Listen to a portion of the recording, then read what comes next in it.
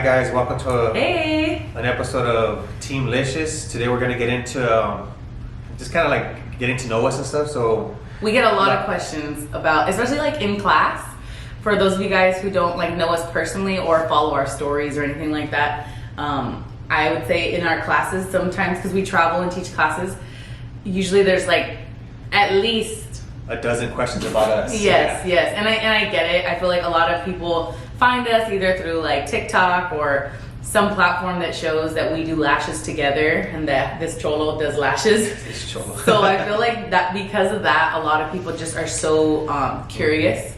Intrigued. Definitely intrigued, and so we don't really mind people asking. We're really open.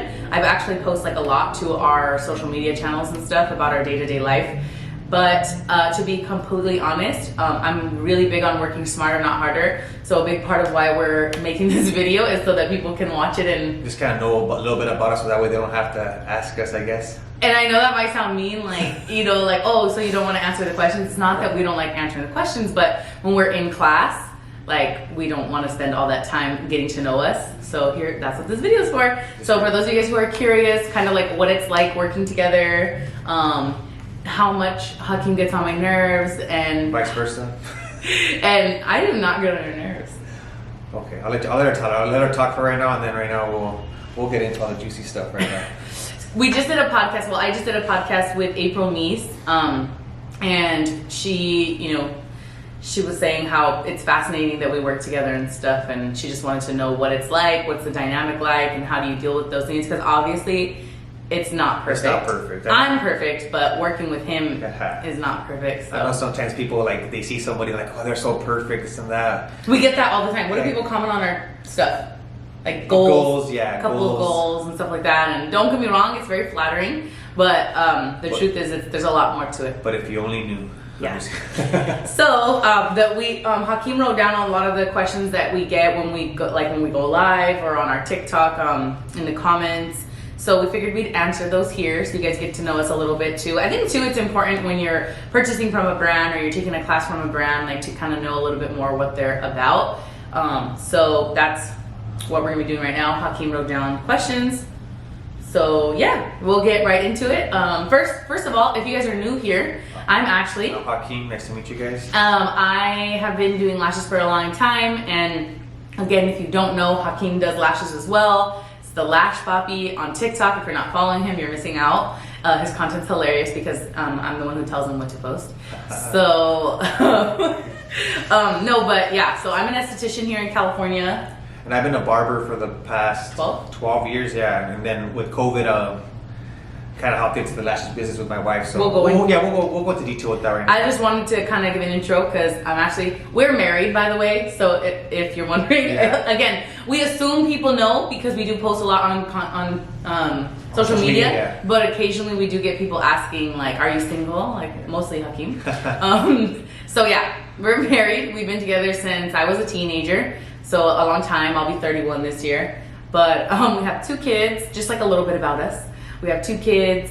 We live in Southern California. So that way you kind of get an idea of what we've got going on. So we together own a training academy and a lash supply line. So we sell lash products like tweezers, adhesive, lash trays, anything that a lash artist would need to either start doing lashes or anything you would need personally. Yes, exactly. And so we teach classes both online and in person. So if you're interested in taking a class with us or purchasing anything from us, definitely follow Hakeem on his TikTok because he has a special code. He's our top earning ambassador, as a matter of fact. He might get a promotion pretty soon. That's pretty funny. So if you want to save some money, you can save money by using Hakeem's code, but you'll have to go to his TikTok to find it, and I'll link that below. Yeah, so we'll go ahead and get into it. We don't want to make this video too long. We could talk, almost 12 years together. We could talk all day, but we're going to just answer the most common questions that we get. All right, so the first question is, how did you guys meet? Yeah, we get this all the time. Okay, so you want to take that one over? Or do you want me to take you want your story or my story? Okay, so fun fact, Hakeem and I started dating in 2011. And we had a baby in 2012. So just put that into perspective. It was not very long before we had our first daughter when he trapped me. She couldn't get enough of me. No, he trapped me. He saw how smart I was and how amazing I am, and he just said, "Oh, I can't pass this up." So that just kind of leaves that into leave that. But how did we meet? We met at like in person. We met at a club. And not far from here. Like in Agora Hills. In Agora Hills, it's like 45 minutes away from here. It was one of those your friends and my friends kind of thing. Like his friends were there, my friends were there, and we all just ended up hanging out. But that's not really where our love story started. No. The truth is, our love story started on Facebook later on. Actually added me. She saw some cute guy on Facebook. First of all, he catfished me because the way he looked on his Facebook picture was not how he looked in person. But by that time, I was a little too invested. So. So that's when we actually started dating, was because we started getting friendly on Facebook. Yeah, she added me, then I DM'd her, saying what's up. Actually, it was hello. Hello, yeah, I said hello. And that was in 2010. But then we just started talking, and One thing led to another. And this was a little bit before like Tinder and Bumble and all those things. It was just a little bit before that. So this was kind of the way people did online dating before. And then obviously it was on and cracking after that. So the next question is, how long have you guys been together? So like Ashley said, she was a teenager, so she was 19 when we started officially dating. And I was 20, and now I'm 32, and she's... You'll be 32. Oh yeah, I'll be 32. I'm getting so old. In a couple months you'll be 32. I'm just adding numbers now, yeah. I'm 31. Yeah, we're going on 12 years. Going on 12 years now together. Yeah, it's a long time. It's crazy. A lot of ups and downs, but we're here, A lot of ups and downs, valleys and hills, and I think that's the main thing that people don't realize is, of course, we don't like publicize all of the things that we've been through, but I think we're pretty open. Yeah. If you listen to our podcast, like in the early episodes, I even disclose some pretty personal things. So it's not like anything's a secret when it comes to our, obviously certain things are, nobody's business. Yeah. But I'm saying as far as like, just day-to-day things, it's not perfect, and we don't work together because I think we kind of work together because we want to be together all the time. Just a little bit. We've been together, we grew up together. Yeah, like our whole adult life. I mean, it's not like our adult life has been that long. Yeah. But what we know of our adult lives has been together. Yeah, for sure. So I don't have an adult life outside of, maybe we weren't together during certain times because we did break up and stuff. But ultimately, he was there. We had a kid together, so we've literally known each other forever. So working together initially was not the plan ever, but we'll talk more about that later. But I think now that we do, part of me thinks that we like working together. I guess it's all right sometimes. Don't let him fool you, because anyone who knows us knows that he's the one that wants to be together all the time. So he came into my field. I didn't become a barber. Just think about it like that. I did not become a barber. So who wanted to be with who? All right. Understand? Okay, so the next question is, how did you guys get into lashes? How did you guys get into the lash business? Sorry, that's not what the question says here. That's why that threw me off. I changed it up a little bit. No, but so originally, what the plan was, actually at the time I was working at the DMV. Department of Motor Vehicles. Yeah, and then I had my own barbershop, and Ashley's that's where we are right now. Yeah, Ashley's original plan was she wanted to be a teacher, so she just wanted to have like a side job. Well, I wanted her to get a side job. Yeah, I didn't want to have a side job. No, I wanted her to get a side job so that she could go to college and do whatever it is she wanted. Because I was working at the DMV, but you left one part out. I was in university, and the problem was the following semester in university, I was going to have to be enrolled full-time in order to get financial aid. And not only that, but the hours, once you get like a little bit higher into your major, when you're doing like English 101 and stuff like that, you can usually pick any hour, any day. You can even do online classes.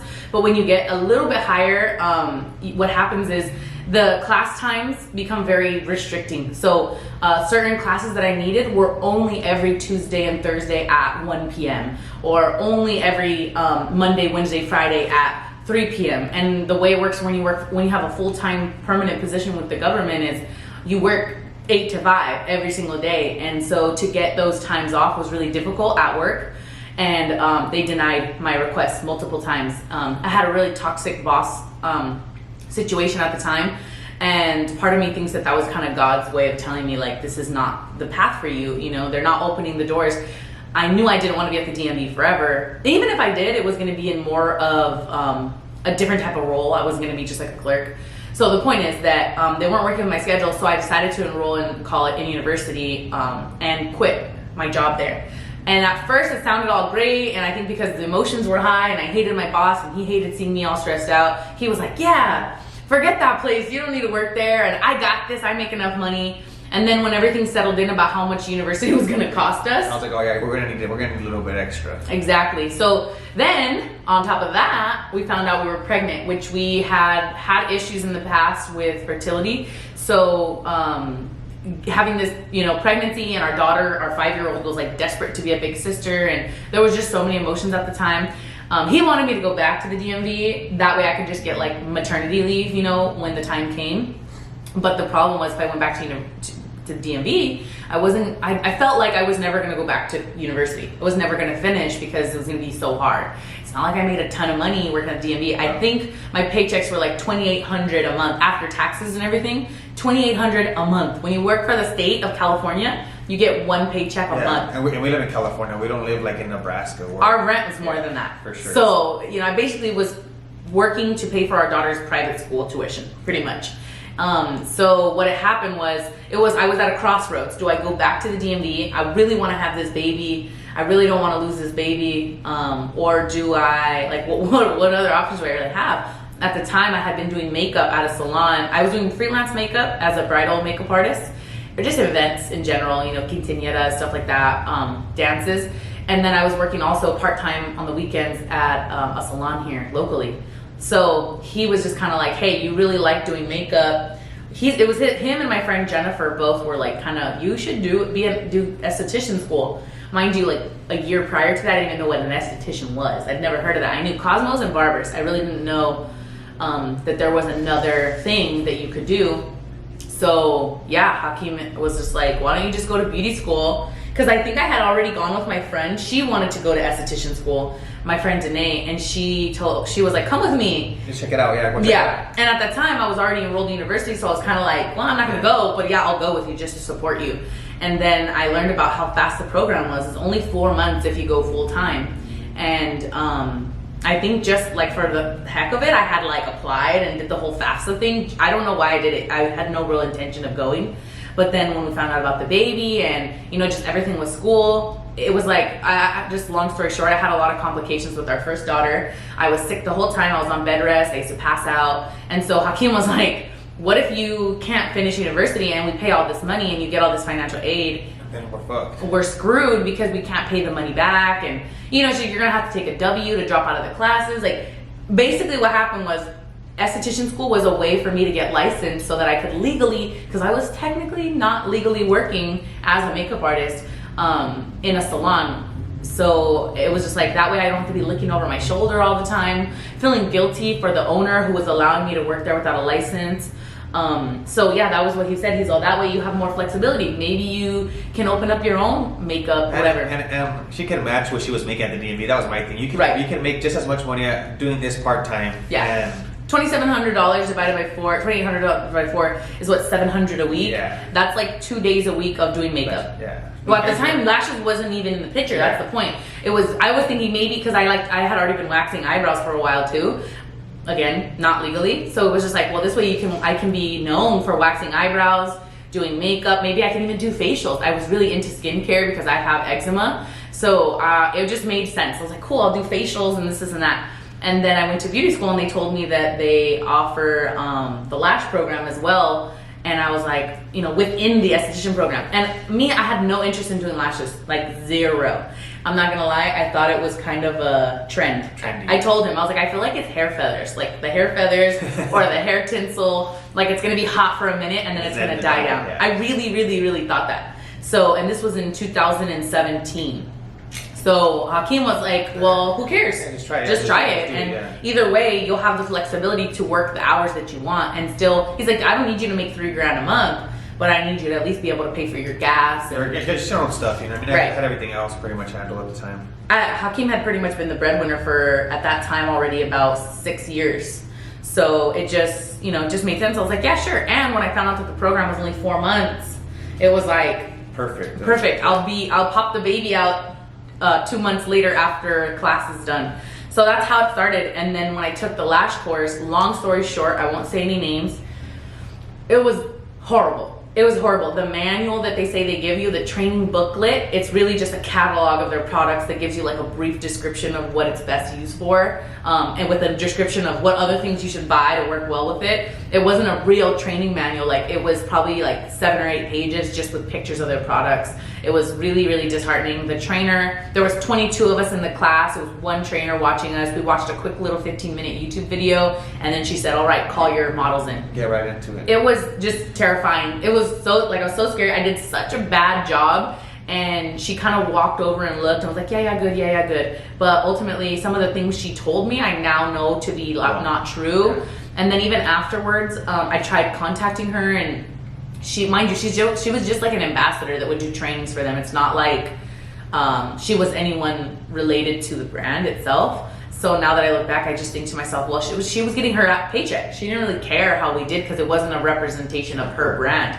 It was just, she was just some random lady. And yeah, so I tried asking her for help, asking her for questions. She wouldn't even give me answers until I was licensed. She's like, you once you're licensed, then I'll answer your questions. But I'm like, okay, but you taught me when I wasn't licensed. Nothing made sense about the way this company did their thing. But I'm just, I don't know, Hakeem says I'm cheap. But whatever, I'm the kind of person that if I spend my time and money and energy on something, I'm not gonna let it be a waste. Like, I'm gonna make it worth my time. So I did tons of research. I did so much practice. I did so much free work. I lost count of how many people, and when I say free, I don't mean like, yes, I had people who I did like for $45 just to cover my products, but I literally mean free. Like, I paid for the products, I got everything, and I literally would tell like my cousins, my aunts, my sister-in-law, my sister-in-law's aunts, I mean, anyone who would let me, I would do it for free. And I just take tons of pictures. So it literally pushed me to learn it. I still had no intention of doing it as a service. I just wanted to master it so that I wouldn't feel like I wasted, because from the breakdown of my tuition, it said that was $3,000 of our tuition. So for me, I was like, I'm not wasting $3,000. Like, that was a lot of money. So that's how I got into lashes. And then I think it just became super satisfying for me. It's a very lengthy service, and it was time that I got to honestly be away from my kids and just like tune out, like zone out. And it's very satisfying. If you've ever watched videos of it, it's really satisfying. So I think the way I got into it was just by trying to make sure I didn't waste my money. Yeah. And then before you know it, things blew up, you know? Yeah, then actually couldn't just be... The first day, though, I came home from that class and I was so frustrated, and he was like, it's easy. Mind you, I started lashing from my couch. So I was on my couch and he was like, it can't be that hard. I did say that. Oh, it can't be that hard. What are you doing? What's so complicated about this thing that you're doing that's making you freak out? But then... And then I gave you the tweezers. And then she gave me tweezers, like, try it out, see if you could isolate one. And it's honestly, it's kind of nerve-wracking, I guess, the first time you do it, because you're kind of scared to drop the tweezers on their head. They're sharp. Yeah, they're sharp. I poke myself out a lot of time with the tweezers, so I know that they do hurt. So that's kind of how... That was the beginning of Hakeem getting, like, interested. Yeah, that was but I didn't really... Like, there was no way he was leaving his barbershop to do lashes at that point. For sure. You know, it wasn't until I saw that Ashley... Like I said, it was supposed to be Ashley part-time, but before... Well, this brings us to the next question, right? What made Hakeem want to do lashes? Yeah, so what made me want to do lashes is Ashley got her own... first she was working from our couch at home, and then we moved her into one of our extra rooms in our home too as well. She did that for a little bit, and then she got her own private studio, and then before I knew it, she was making just as much money as I was. But I had my own barbershop. I had barbers that worked for me, and Ashley was matching what I was making with the extra money from the guys and stuff. So independently by myself, I think you had 4 barbers. Yeah, independently by myself, I wasn't making as much money as Ashley. But with my barbers and stuff, I mean, I was still making a little bit more than her, but she was like right on my ass pretty much, you know. And that was like probably not even a year. That was within months. Yeah, that was within months that she was just booming. She was just, and that's when I realized that, dang, this business is just, it's crazy. Like, I told her, I don't think it's trendy. I think it's here to stay. I remember when, like, I would come home and he'd be like, why are you so tired? Or whatever. And I'd be like, oh, I did 2 fills, 3 full sets, a brow wax, like I did all these things. And he's like, so you saw like 8 clients today? And I'm like, yeah. And he's like, oh my God, like, how much do you charge each of them? And I'd be like, oh, and I wouldn't really think about it. I swear, like, probably like a year to 2 years in, I was not thinking about how much money I was making. I really wasn't.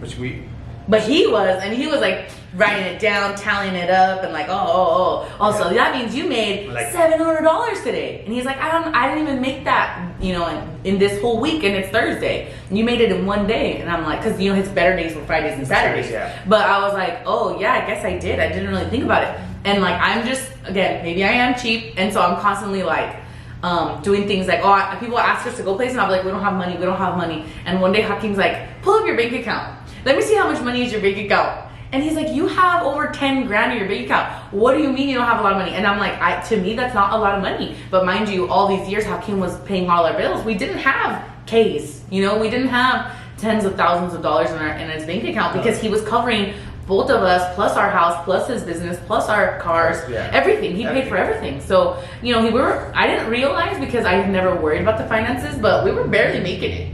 Yeah. I mean, don't get me wrong. We live a little bit lavish. Like, we eat out a lot. Yeah, we live our life. We go shopping a lot. For sure. So it's not like, you know, we were living month to month because of our lifestyle. Right, yeah. But I didn't really know that because Hakeem's not really the kind of person to like stress me out about it. So in my mind, I just figured that he always had, you know, $12,000 to $20,000 in his bank account. Well, I learned that wasn't the case. So when he told me, he's like, what are you freaking talking about? You've got like 13 grand in your bank. And I'm like, yeah, but that's like, if anything happens, you know, that's nothing, right? Mind you, I think I was 26 at the time, 26, 27. And he was just looking at me like, you're crazy, that you're making money. Actually, you're always lying to me, telling me you're broke. Because I would let him pay for dinner still. When I was like, I'm broke, I would be like, I'm broke. Like, I'm down to the last 50. She's like, I'm broke. And I'm like, bitch, you got like $10,000. Like, how are you broke? Like, I'm broke. Like, when I said I'm broke and I can't pay for it, it's because I couldn't pay for it no more. Like, there's no more money coming out. But you know what? I'm just that kind of person. I'm very frugal. I don't spend a lot of money on things. And so I was always just trying to build. And I knew that long term I needed to build this. Mind you, I had the mindset that I was going back to university. So all this money that I was saving, even though I was making like I think at that point I was making about, when he started saying it was like three grand a week. Yeah. I was reinvesting it back. I was already researching a product line. I was already doing all these things, taking classes all the time. But in the back of my mind, I was just trying to get to a point where I could comfortably make about 2 grand a week working part-time. So that way I can go back and finish and get my master's degree and become a college professor or whatever it was I was going to decide to do with my education.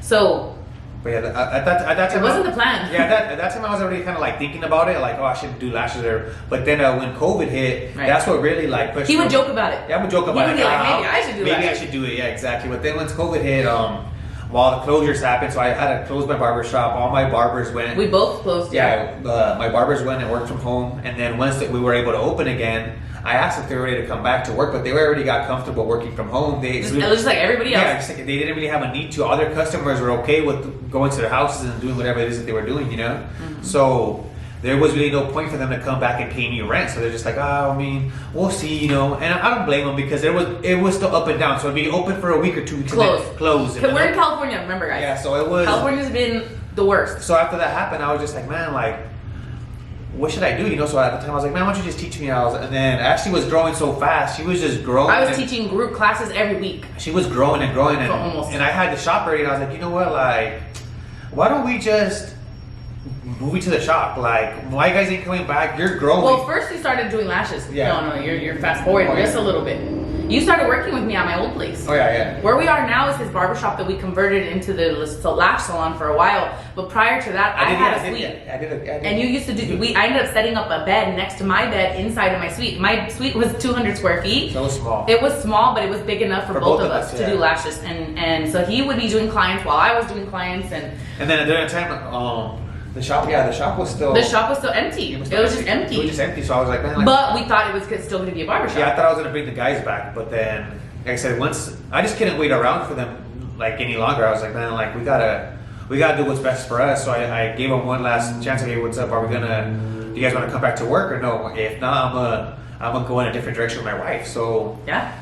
they were, like I said, I'm not, it was... They were on the fence? They were on the fence, and I just kind of made a decision for them, like, all right, well, you know what, Well, the truth is, they didn't want to come back with the instability, and like you said, it made sense. It made sense for them. But if not for us. Yeah, it didn't make sense for us. They wanted to come back once everything was set. Yeah, like, in a perfect world, they would have been back right now, And mind you, we did not ask for any rent or anything. Oh, no, yeah, I was covering the everything. whole time. So I was just... So they kind of were, let's be honest, they got comfortable. Yeah. They got comfortable with not having to pay rent, not having more, and knowing that you would be there in the end. I mean, the building wasn't going anywhere. We have a 5-year contract, yeah. so it's like, well, we'll go when we're Yeah. ready. But the truth is, you know, at a certain point, you have to make decisions for your business that are based on logic and not on feelings. He loved them. I mean, when I met him when I was 19 years old, he used to tell me about how his dream was to buy this very barbershop. I mean, 19 years old, he was 20, and I would laugh at him and I would tease him and I'd be like, dude, no, you're never gonna buy the barbershop. Because if you're not from here, you know, you wouldn't know, but this barbershop was like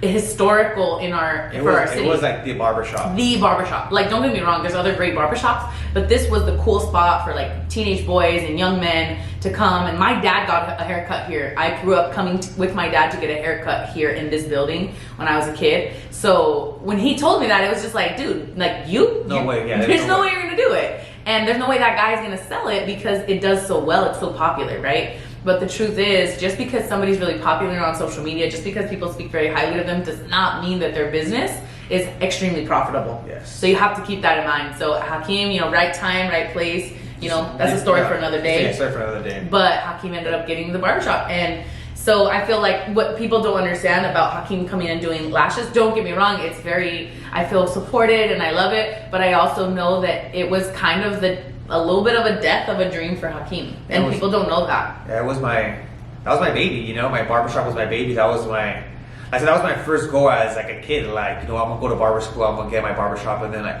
the crazy part, like I always thought, I was like, man, I probably should have set dreams after that, you know what I mean? Because once I got my barbershop, it was kind of like... I'm done. I'm done, yeah, I made it. I'm the man, you know, and the reality is the work's never done. Like how Kobe used to say, you know what I mean? The job's not done, you know what I mean? Like, there's always something more that you could do. And I feel like I'm learning that now working with my wife. Like, there's always some shit that we gotta do, some new stuff that we gotta get The into. moment he sits down, I'm already looking at him like no, what are you doing? You know what I mean? Like, there's... And for me, like, I've always been more of a laid-back guy. Like I said, I just had a certain dream that I wanted to achieve, and once I did it, I was like, we're good, we're coasting. But that's not how life works. So, and needless to say, doing this, working together, doing lashes, making TikToks, and that was never the plan. People ask us all the time, oh, is this always what you guys planned? No, this was not the plan. The plan was he would be the entrepreneur, small business owner, cool guy that, you know, paid most of the bills, and the plan was for me to do something that I felt passionate about, which was teaching, educating. That was my long-term goal, was to be a teacher and be off, you know, maybe for a while when I did elementary school, be off summers and spend time with my kids. I'm very maternal in nature. Like, I love spending time with my kids. I know some people are more like worker bee women, where they want to be home, like they don't want to be home so much. They just want to get work done, and that's totally cool. But for me, I really enjoy, I enjoy being home with my kids, but I also can't be a stay-at-home mom. It's kind of funny because I've been a stay-at-home mom. She hated it. Hakeem provided a life for us that I could be a stay-at-home mom, but I really was not happy. I was depressed. I found myself constantly like looking for things to occupy my time. That's where makeup came in. That's how it all started for me. And so just deep, dark depression and you know, obviously after you have a baby, there's that kind of depression. The name is slipping my tongue right now. Postpartum, there you go. Good job, babe. Yeah. So postpartum was really bad, and especially after I stopped breastfeeding. So my point is that my plan was never to do entrepreneurial things. I never imagined that I could. I didn't think, well, coming from where I come from, Hakeem, it's funny because we're both Latinos, but Hakeem comes from somewhere where his mom was an entrepreneur. Yeah. His mom did hair. Yeah, so my family does come from an entrepreneur, like a lifestyle, I guess, like my whole family as a whole. His family, and even in Mexico, they own hotels, they own restaurants, they own, I mean, you name it, they own it where he's from. So so it's kind of that whole tradition just kept going. Now here in the States, he has family that owns hair salons, clothing brands, flower boutiques, I mean, ice cream trucks. everything. Like they musicians, the people that just pretty much they work for themselves. Pretty much my family, like they don't like. I'm not saying nobody in my family works for anybody, but like most of them don't. Most of them don't. They want to work for themselves. Yeah. Or they're contractors that work for a company. I mean, exactly, you name it. yeah. So he comes from a place where it's very normal. I think even one of his sisters had a clothing store at one point and had like a tax company, and and his niece now is selling clothes. Like it's just in their DNA. It's in my family, yeah. Whereas for me, I come from a long line of government workers. So most people come from in my family are county employees. They work for politicians. They're people, or they're jobs that like directly relate to that, like tax preparers, accountants, insurance brokers, like very stable, right? Like stable, secure careers that you tend to go to college for, and then you get, even like my mom worked for the DMV, and that's why I went there. My dad works for a development company that does like computer chips. So even though that's technically private sector, it's not public sector. The point is that my family really cultivates an environment where they really want stability, want a paycheck. Stability. 401k is huge. I can't tell you how young I was when I first heard that word. 401k, Social Security, benefits, like all of that stuff was really deep rooted into the way I grew up. So teacher just made sense, being a teacher. Now I learned at a certain point that I didn't want to be a grade school teacher just because I don't think I have a lot of patience for little kids that don't listen. My kids are very well behaved and well mannered, so I realized that wasn't for me. But it's a thankless job. I feel like it's a very thankless job, and let's be completely honest, teachers, like traditional public school teachers, even private school teachers, do not get paid enough for what they do. For sure, it's a thankless job. They're literally raising our kids for us. They're overworked and underpaid. Absolutely. Pretty much any government employee is overworked and underpaid and way undervalued and underappreciated, and they expect so much of them. So for me, I realized, that I wanted to be in education space, but something that felt more like I had freedom, and that's where college professor came in. Because college professors, it's a little bit more lax with the way their curriculum is as opposed to like grade school. But we just come from different backgrounds is the point. Like I never imagined myself being somebody making my own hours, having people working underneath me, having my name on anything, like CEO. It just didn't even make sense to me. Like me, this girl from Oxnard, like my dad would pick me up in his classic cars, lowriders, like, everyone that I ever saw growing up couldn't even get a government job. So that's why having a government job was such a big deal when I got one when I was 24, because most of the people in my family have criminal records, drug issues, things of that nature, or they just don't have, documentation to live here. So I came from somewhere where getting a government job was such like a achievement, and my family was so proud of me. So to leave that behind and go to beauty school I'm pretty sure I'm the first person in my family to do something like that. Actually, now that I think about it, not the first one to graduate college, but definitely the first one to go off and become and go to trade school, basically. So it was not the way things were supposed to go, to say the least. And then now we're here. Now we have But now there's been so many people in my family that have gone to cosmetology school or started their own business, doing other things, and it's really cool to see people in my family kind of like look up. I don't want to say look up to us, but kind of. I guess no one has ever said to me that they do it because of that. My cousins do. My cousins have told me that they've always looked up to the fact that I just kind of made like the decision to do it. Made your own way. Yeah, do it myself. Like. It's kind of like but it helps when you have that support. It's kind of inspiring, I guess you could say, like, because a lot of people, they say they want to do it, but then I guess it feels. Oh, it's scary and it's hard. It feels so far away, but when someone close to them does it, it yeah, doesn't feel like it's so crazy. If she anymore. could do it, or if he could do it, then I could do it, yeah. right? And then you have those people that can act as mentors for you and say, hey, yeah, it gets hard. Yes, do this, file your taxes like this, or make sure you're putting this away. You have those people. I don't have that when it comes to my family. I don't have somebody telling me. You know what they tell me? They tell me, how come you're not back in college? When are you going back? When are you going to finish? When are you going to get your master's? And so for me, I have my own individual issues and things that I have to overcome. So I'm not feeling bad for myself. My family is proud of me and they support me in their own ways. But at the end of the day, we come from totally different backgrounds. So sometimes we don't always agree on the way things should go. Hakeem's very like, yeah, go for it. If you think so, yeah, go for it. And me, I'm just like, I always think like, what's the worst possible thing that could happen? And can I endure that? Can we financially withstand if this doesn't go well? Hakeem's very like, I'm always like, let's just do it. We'll be all right. We'll live. We'll figure it out. We always have. Money always comes and goes. That's one of my things. And I do think that's why we work so well together, though, because we're completely different. Hakeem has a very I don't give a F personality, and I give all the Fs. I give enough for both of us and then some. Oh, yeah, so sure. we definitely balance each other out in that aspect. But it took a lot of time, and I don't want to like make it seem like it's something that it's not. It took a really long time for Hakeem to be on board the way he is now. Oh yeah, for sure. It took a long. I was even at the beginning, like when Ashley first started lashing. I remember she would be like waking up or asking me to come home earlier to do like for her to be able to do lashes, and I was real like. I was kind of a dick. I'm not gonna lie. I was like, man. Like, he liked working from noon to about 6. I liked working at my schedule, and I didn't want to budge for nobody and nothing. And it was like I said at the time, I was being real selfish. I just didn't really know what it was gonna be. But then once I saw, like, that's what I always thought. I hate to see it be like that, but it was once I saw it, and once I saw how big it was getting and how great she was doing and how smart she was and everything, it was kind of like it lit up for me. Because prior to that, like, I didn't know what she did for work. Like, I didn't know what she was doing at the DMV. Like, that wasn't something that I could physically see. And it's not like it was bringing in extra money when she killed it at work, when she filed all the paperwork that she had to file that month.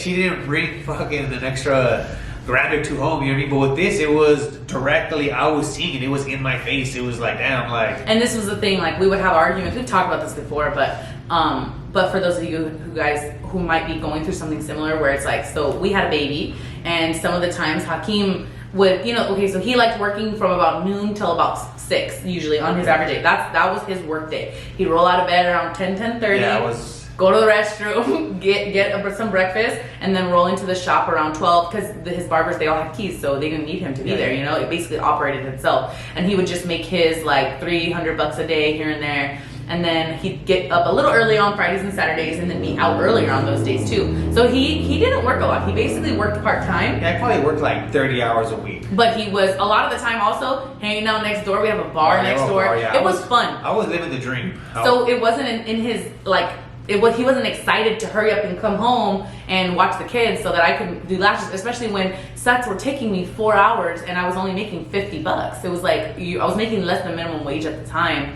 So it was kind of like, So it was hard for me to see that at the beginning, like. And I had been the nurturer, the caregiver of our oldest daughter for the last 6 years. So for him to jump into this position of having to be like daddy daycare, he was down, but only when it was convenient for him. And by the way, there wasn't a whole lot of time he was giving. Yeah, for sure. Yeah, no. Because he didn't want me to work in the mornings because he liked to sleep in. Yeah. But he didn't want, and he's a night owl. He likes to stay up at night. So he didn't want me to work at night because he wanted me to put the kids to bed. And he didn't want me to work on the weekends because that's when he liked to do his football and hang out with his friends. So I remember telling him one time, I think we got into a huge argument, and I was like, you don't want me to work in the morning? You don't want me to work at night? You don't want me to work on the weekends? And I can't work during the day when my baby's here. So when am I supposed to work? And Hakeem was like, figure it out. Pretty much, figure it out. And I just remember we talked about like getting divorced. I was like, this isn't gonna work. We're gonna have to be separate because I believe in this and I believe in myself, and you're not supporting me. And what, like, are you trying to say that my money, like me making money, is not important? And I'll never forget this, and it's burnt in my brain. But he told me, well, my money pays the bills. And I was like, there's so many things. I'm sorry, guys. I wasn't perfect. But no, and I'm not trying to beat him up because we are everything happens for a reason. For sure, yeah. So I'm saying, but I came around though, like I said, like. But the main thing is that I know that you're going through similar stuff like that too. If you're trying to start this, I know somebody in your life has told you that lashes is not a real job. I know someone's telling you there's enough lash artists already. There's too many. Everyone does lashes. Like, there's always going to be people saying stuff like that. Or you don't make enough money. It's not making enough money. But the truth is, it can. You just have to. You have to find that fire inside that you want it. That's why you can't do this for money, though. Because if you are, enjoy, because if you're only doing this for money, and then you and your husband are fighting about money, it's just like, fuck it, it's not worth it because I'm not even making that much money. Or when you're not making money, because there's months, sometimes a pandemic happens, and there's several months where you don't make money. You're going to give up and you're going to go back and do something else. So it's just important to me that you know that it has not always been rainbow and sunshine. It has been dark, stormy days for us. Plenty of the time. I don't want to ever make it seem like it was perfect. It's been rough. But as of now, like, how's it working with each other? Now, honestly, more or less, it's like living together. Yeah, it's like living together. It's not so bad. We have our days. Some days we're fucking loving each other. I think we're just fucking gassing each other up. We think, you know what I mean? It's like us against the world. And other days it's like us against each other. Us against each other. Just the smallest thing will be like, why are you doing this? Why'd you do it like that? You know what I mean?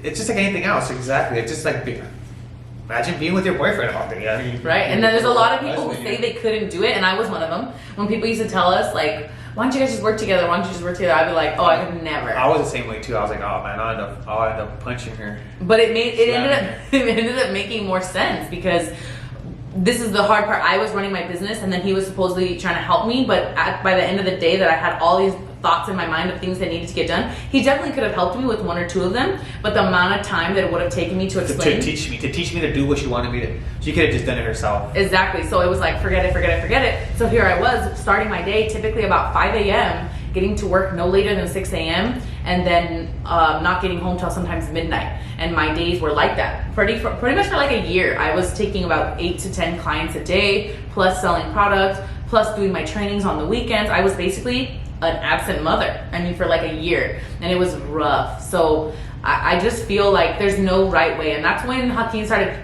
trickling in with like helping with the kids. He really didn't have a choice. It was like, I make way more money now. At a certain point, Hakeem wasn't bringing in any income for almost like about 9 months because of the pandemic and so many other layers. But I was carrying us, and it was a lot of pressure. And what I do under pressure, I work harder. I get stressed out for sure. And so how do I solve my stress? I just work harder. I'm just like, if it's on me financially, then I need to work 10 times harder than I ever have in my life. That's what I do when I get stressed out. Hakeem takes a hit of his pen when he gets just It'll be all right. But so I think that's why we do work well together. It's not perfect, rainbows, easy all the time, but we do work well together because we're not alike. No, not. Personality wise, like humor wise, what we think is funny, that yes. Surface level, very like all this superficial stuff. We do agree. We agree on our parenting styles. We agree. But I'm very laid back, and actually is more like anxiety filled. Uptight. Yeah, we're totally different on that stuff. Yeah, and also Hakeem is more like he's always reminding me that we have to enjoy the time and we have to go out to lunch. We haven't hung out. Like he's a lot more of the tender one when it comes to like our marriage and our relationship. And I have to like take a deep breath and be like, you're right. I mean, I can't remember the last time when we did X, Y, or Z, you know. If it wasn't for him, we wouldn't be going on vacation in a couple weeks to go take our kids to Big Bear for a week because I just wouldn't have made the time for it. I'd be too busy. I'm down to do it. I won't think of it when it comes to. It's not on top of a priority list. No, whereas Hakeem definitely kicking back a vacation. That's my priority list right He's there. constantly looking up Airbnbs and where can we go next. And what can we do? Yeah. So it's a good balance, and I think it works out in the long run. All right. So, but the last question is. What are the plans for the future? What are our plans for the future? The future of Beauty Liscious definitely is. It's kind of. We're playing it by ear, which is really new for me. She's been getting better at it. Even like, I remember we went to LashCon last year and we literally put our booth together on the way. We didn't have like our backdrop. We've never told this anywhere. Yeah, we didn't have a backdrop. We didn't have even like a sign with our name on it. We didn't have. I printed out our little special sheets with our advertising at the hotel downstairs in the office suite. Yeah, like this was part of our backdrop for. This is all we had. Yeah, this is all we had. This flower. But we didn't know how we were gonna piece it together. I remember, like she called one of her friends like as we're going to LA like.